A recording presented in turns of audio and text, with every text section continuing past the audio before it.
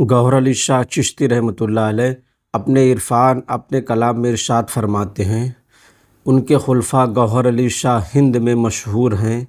فقر کے مرشد بنے دنیا کی اکثر پیر ہیں۔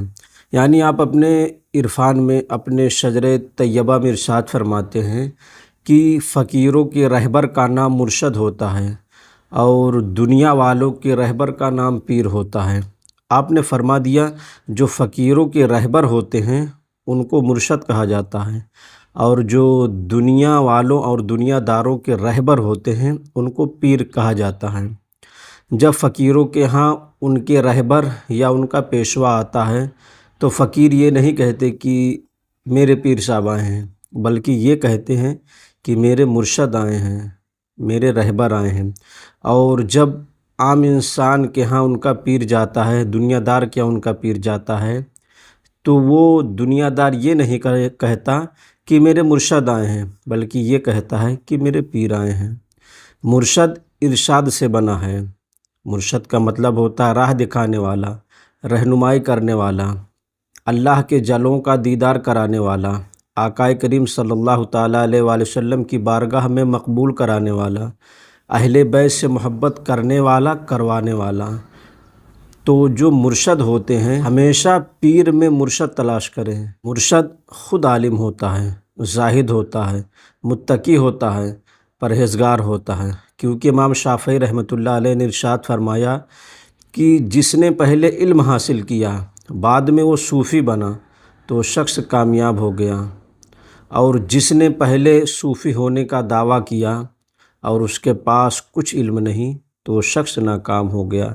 اس لیے جب بھی پیر تلاش کریں تو اس میں مرشد کو تلاش کریں، کیونکہ مرشد ہمیشہ فقیر ہونا چاہیے جو تمہیں علم شریعت کے ساتھ ساتھ علم طریقت، علم حقیقت، علم معرفت بھی سکھا دے، کیونکہ مرشد وہ ہوتا ہے جو پہلے خود اس راستے پر چلتا ہے، پہلے خود وہ راستہ کمپلیٹ کرتا ہے، تب وہ اپنے مریدوں کو اس راستے پر چلنے کی تلقین کرتا ہے اور اس راستے پر چلواتا ہے۔ اس لیے فقیر جو ہوتے ہیں ان کا رابطہ اللہ سے مضبوط ہوتا ہے، مرشد جو ہوتے ہیں ان کا رابطہ اللہ سے مضبوط ہوتا ہے، پیر بھی ہوتے ہیں ان کا بھی رابطہ اللہ سے مضبوط ہوتا ہے۔ لیکن فقر میں سب سے بڑی تعلیم جو دی جاتی ہے وہ یہی ہے کہ اللہ سے محبت اور اپنے پیر سے محبت اور عام انسانوں سے محبت۔ یعنی آپ کو عام انسانوں سے محبت کرنا پڑے گا، خواہ وہ آپ کے مسلک کا، آپ کے مذہب کا ہو نہ ہو، اس سے آپ کو محبت کرنا پڑے گا، کیونکہ جب آپ محبت کریں گے تبھی تو آپ کے پاس آئے گا۔ اور جب انسان کسی اولیاء اللہ کے پاس جاتا ہے تو وہ انہی کے سانچے میں ڈھل جاتا ہے، اور مرشد اسے خدائے وحدہ لا شریک کی ذات کی طرف لگا دیتا ہے۔ اللہ کے ذات سے اس کا تعلق مضبوط ہو جاتا ہے، اللہ کے ذات سے اس کا تعلق مضبوط ہوتا ہے۔ تو جو پیر کامل ہوتے ہیں، جو مرشد ہوتے ہیں، وہ اس انسان کو اللہ کی ذات کی طرف لگا دیتے ہیں۔ جو پیر کامل ہوتے ہیں جب عام انسان ان کے پاس جاتا ہے تو اس کا تعلق اللہ سے مضبوط ہوتا ہے، اور جس کا تعلق اللہ سے مضبوط ہو جاتا ہے وہ اللہ کا ہو جاتا ہے۔ اس لیے پیر جب بھی تلاش کریں تو ہمیشہ مرشد تلاش کریں اور اپنے پیر کا ہمیشہ حکم مانیں، کیونکہ جو پیر کا حکم مانتا ہے وہی شخص دنیا میں کامیاب ہوتا ہے۔ جو پیر کا حکم مانتا ہے وہی شخص حضور کی بارگاہ میں مقبول ہوتا ہے،